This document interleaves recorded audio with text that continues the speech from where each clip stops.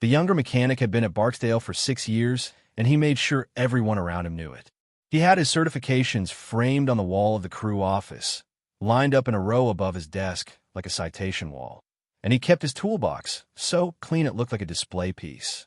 When the old man in the worn canvas jacket shuffled through the hangar door that Tuesday morning, the mechanic looked up once, took him in, looked back down at the nose-wheel strut he was inspecting, and said nothing. He did not offer a hand.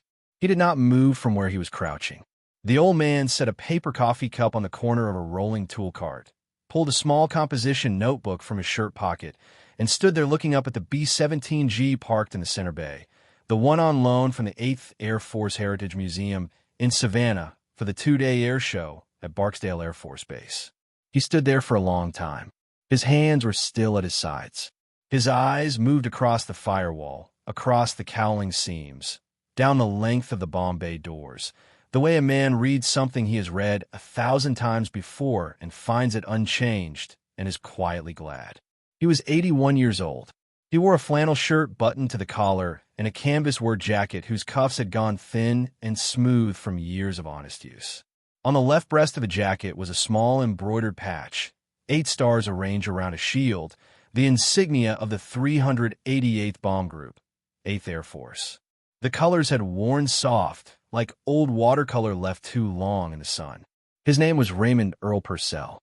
The mechanic's name was Craig Doyle, and Craig had been telling the other 2 ground crew members for an hour that the old man had no business being anywhere near this aircraft. He said it the way a man says something he is sure of, standing on solid ground. He was wrong in a way that would take him until noon to understand. If you have ever watched someone dismiss a man who spent 3 years keeping B-17s alive over Germany and felt that slow, familiar anger rise in your chest, you know exactly what comes next. And if you haven't, keep watching.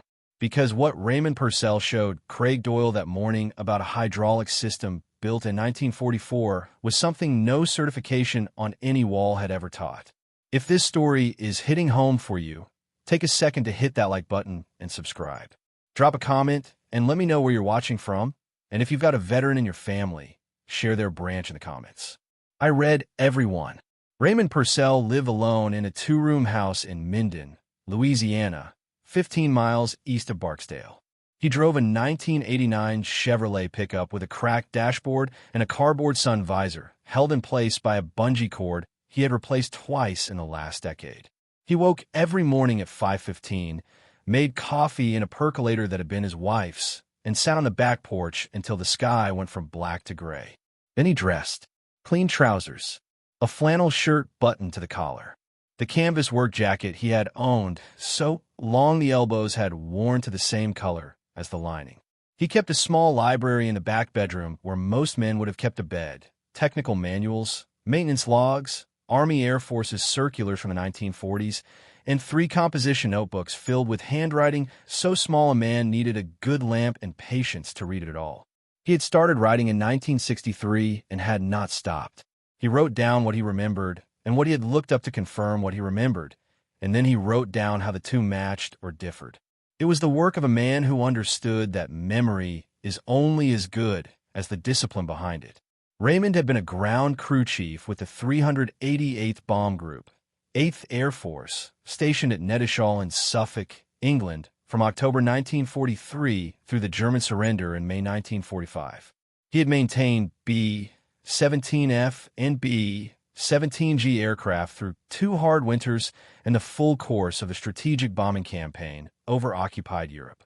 His particular assignment had been hydraulic systems, the main brake circuit, the turret actuator lines, the bomb bay door mechanism, the main gear retraction and extension circuit. Systems that, if they failed at the wrong moment at the wrong altitude, on the wrong runway, killed men. He had kept those systems alive through cold that froze hydraulic fluid to the texture of axle grease, through flak damage that punched holes in flexible lines at 25,000 feet, through return trips where pilots had set down on manual overrides with no usable brakes on runways that were never long enough.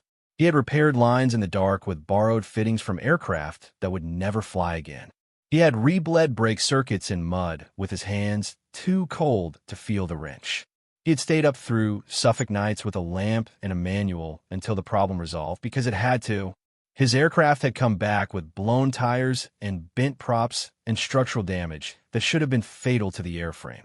They had come back with dead men in the waist and the tail, and once in the ball turret, a man Raymond had known since training at Hendricks Field in Florida in 1942.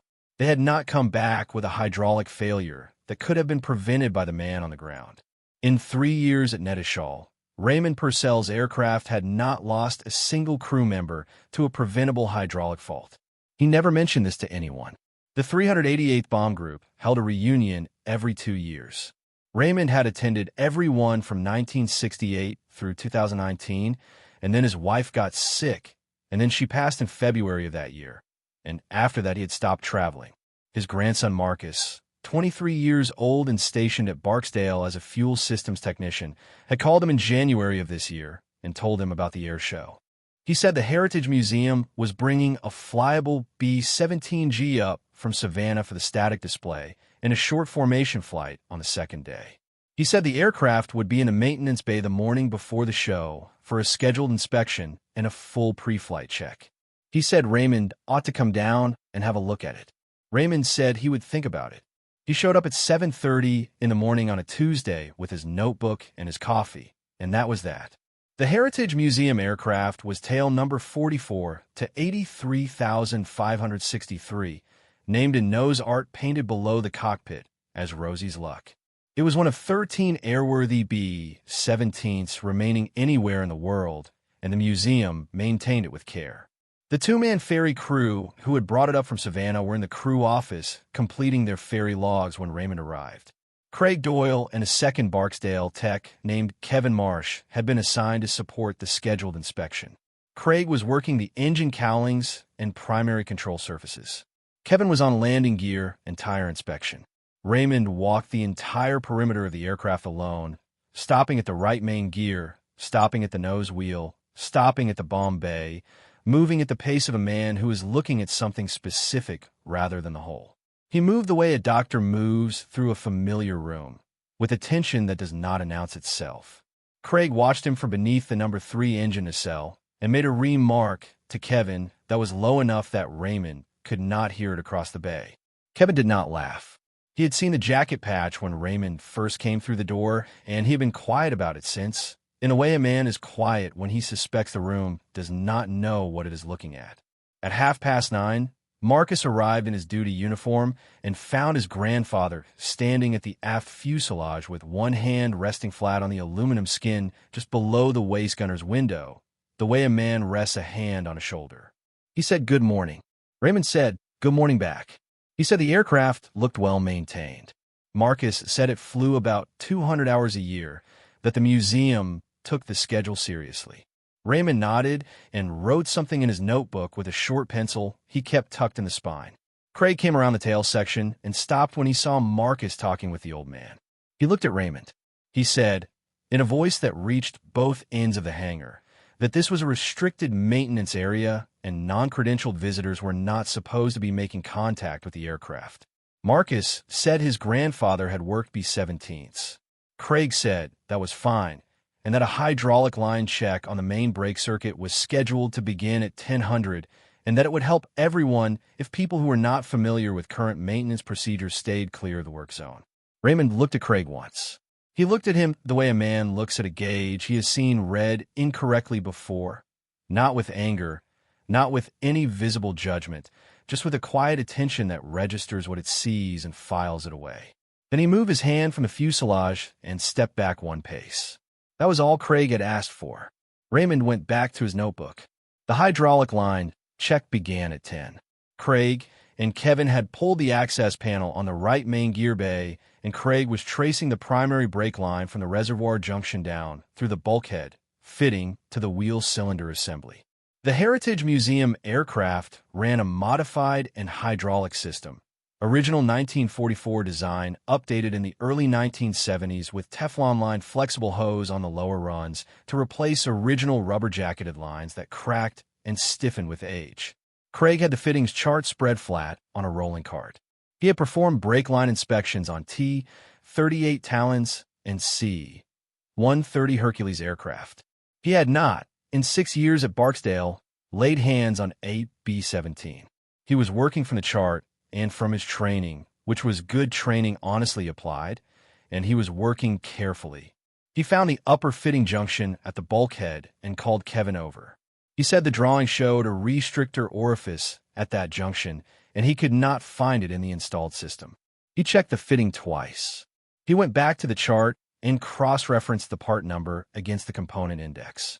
The museum crew chief, a man named Ed Garza who had worked with the aircraft for 11 years and had ferried it north from Savannah, had stepped outside to the flight line to take a phone call from the museum director.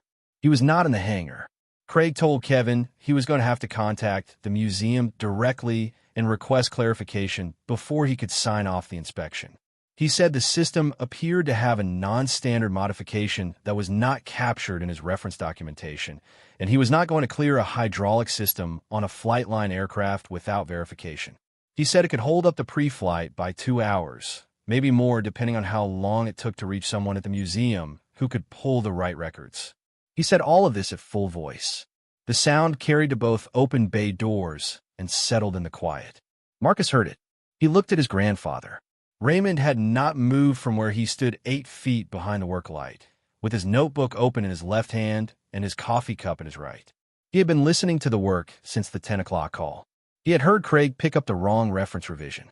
He had heard him misidentify the fitting type.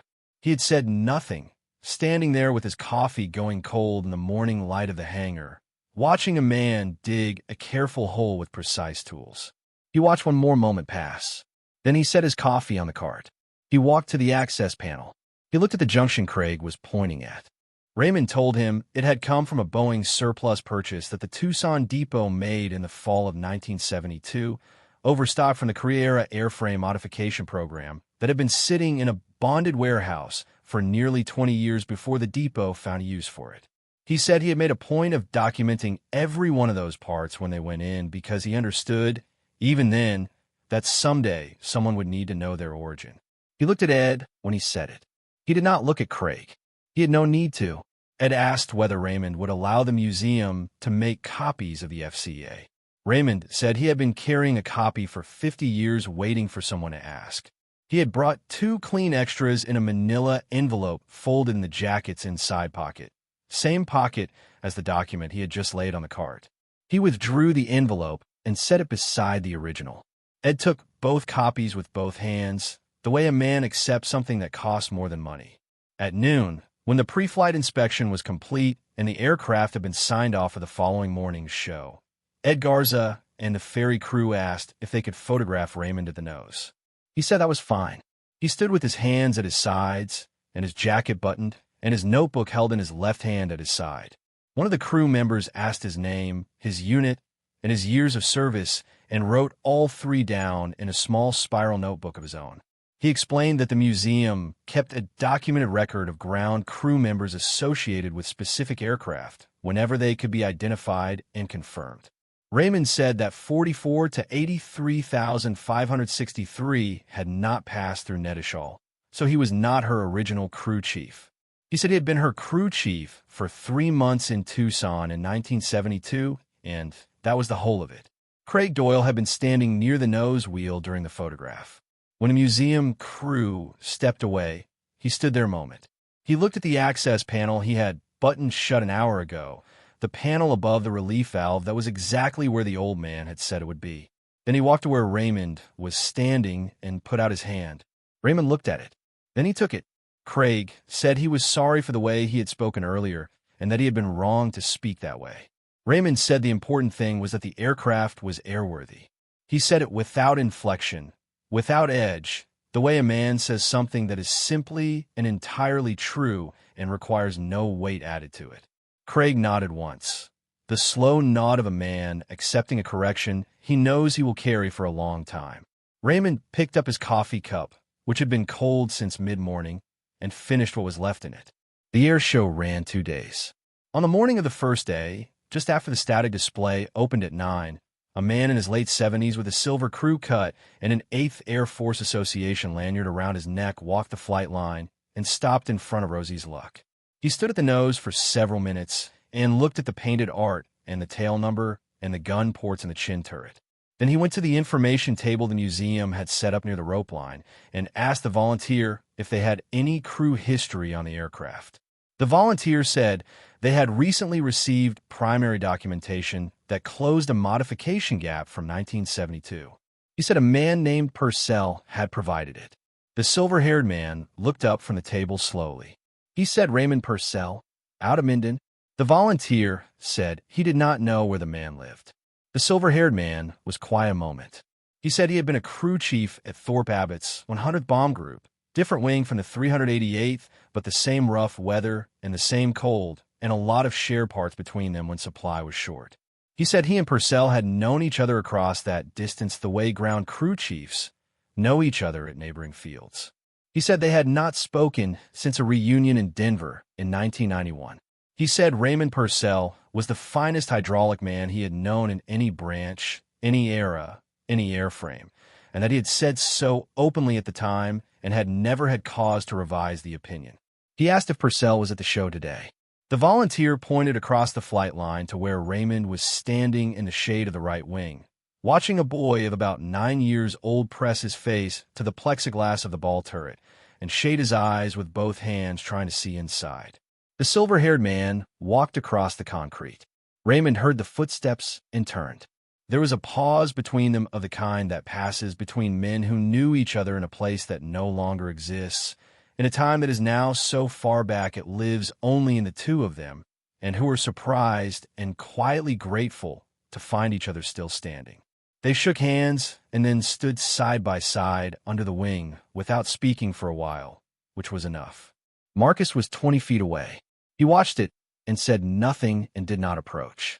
That afternoon, Ed Garza gave a brief talk to a group of about 40 visitors gathered near the aircraft's nose. He described the aircraft's history, her combat service, her post-war years, her restoration. When he got to the subject of the modification documentation, he said the museum had recently come into possession of primary records that closed an unresolved gap in the aircraft's maintenance history, a gap that had existed for more than 50 years and had been a source of careful, honest uncertainty on every annual inspection since the museum acquired the aircraft. He said the records had been provided by a veteran of the 8th Air Force who had handled the modification work personally in 1972 and had kept the documentation ever since against the day it might be needed. He said the veteran was present. He did not point. Several people turned and found Raymond on their own, and a few said thank you, and Raymond gave a small nod that meant he had heard them and that it was enough. They were on the highway heading west for 20 minutes before either of them said anything.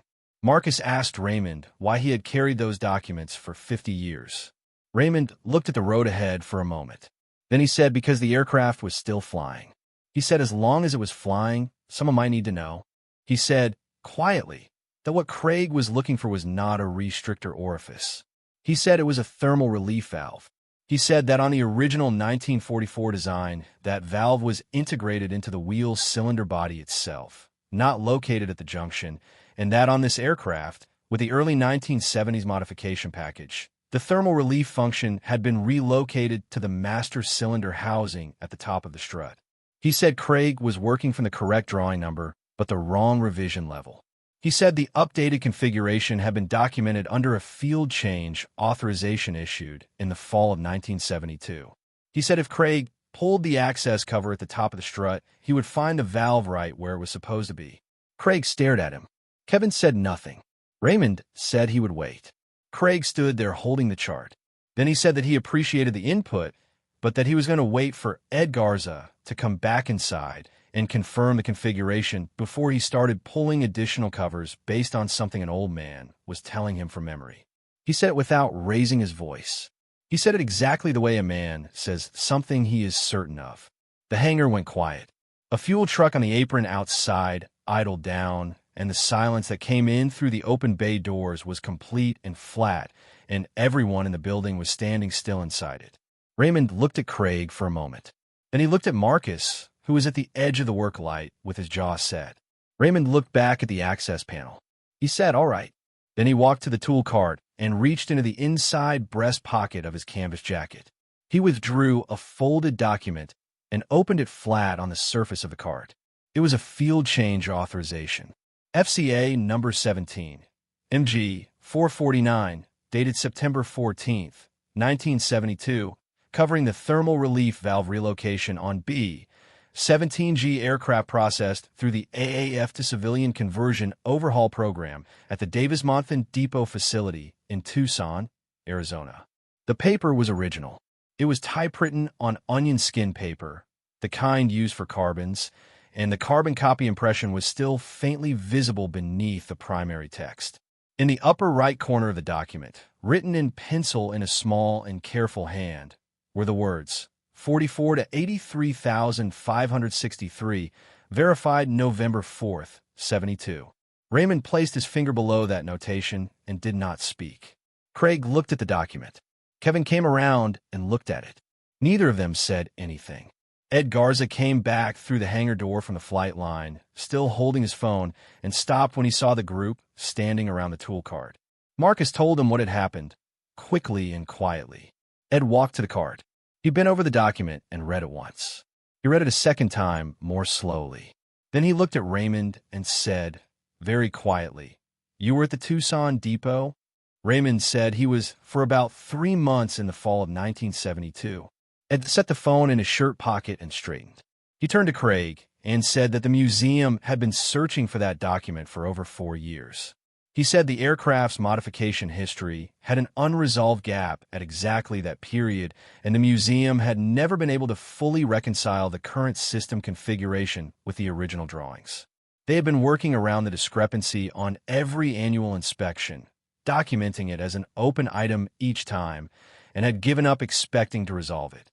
He said that document, if it was what it appeared to be, closed a problem that the museum had carried as unresolved since before he had come aboard.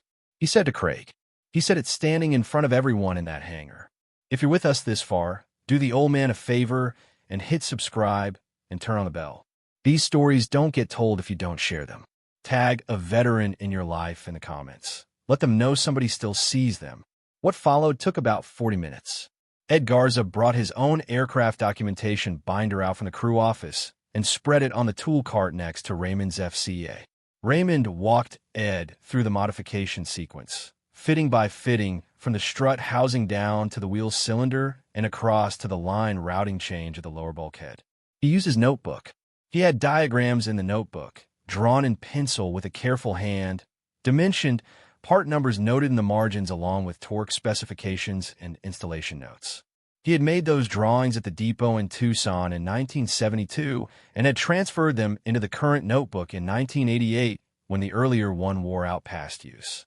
Ed stopped him twice to ask specific questions about individual fittings, the kind of questions that test whether a man actually handled the parts or only read about them, and Raymond answered both times without looking at the notebook.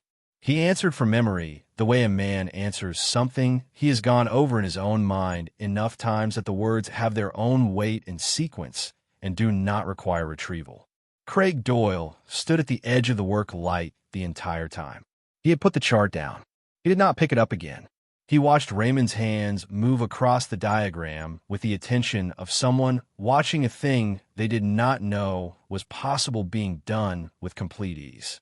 Kevin asked Raymond about the pressure specifications on the original and for reservoir. Raymond said 1,500 psi nominal operating, 2,400 psi thermal relief, and that the 1972 update had left both values unchanged. Kevin wrote it in his log without being asked. When they finally pulled the access cover at the top of the main gear strut, the thermal relief valve was exactly where Raymond had said it would be. The fitting was stamped with a Boeing part number that corresponded precisely to the 1972 modification package. Ed held the stamp number up to the work light and looked at it for a long time. He told Raymond that in 11 years with this aircraft, he had never known where that fitting had come from or how it had gotten there. He said it the way he said most things, plainly, without ornament, as if the fact contained its own full explanation and needed nothing built around it. Marcus sat with that for a while. He thought about Craig finding the wrong fitting on the wrong drawing. He thought about Ed Garza, who had spent 11 years working carefully around a gap he could not close. He thought about the silver-haired man who had crossed the flight line just to stand next to an old friend under an old wing. He watched the highway go dark ahead of the headlights and said nothing more. The radio played something low.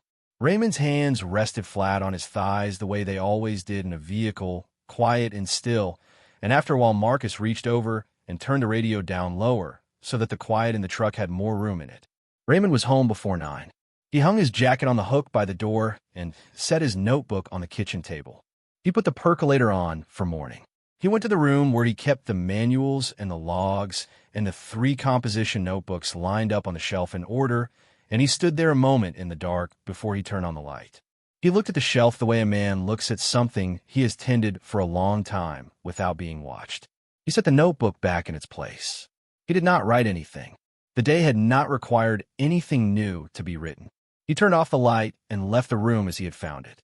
The documentation was where it had always been. The aircraft was airworthy. The work was done. There's a thing about a man who carries the right knowledge for 50 years without being asked to carry it, without knowing if he will ever be asked, and carries it anyway, because the machine is still flying and someone somewhere down the years might need to know. Raymond Purcell did not walk into that hangar to prove anything to anyone. He walked in because a B-17G was on the ground, and he had been a B-17 crew chief, and there was no version of that morning where he was capable of doing anything else. The work had always been the same work. Craig Doyle understood that by noon. It is the kind of understanding that stays. Thank you for staying until the last word. If this story moved you, the next one is already up on your screen. Go get a watch. And if you haven't yet, subscribe and join us.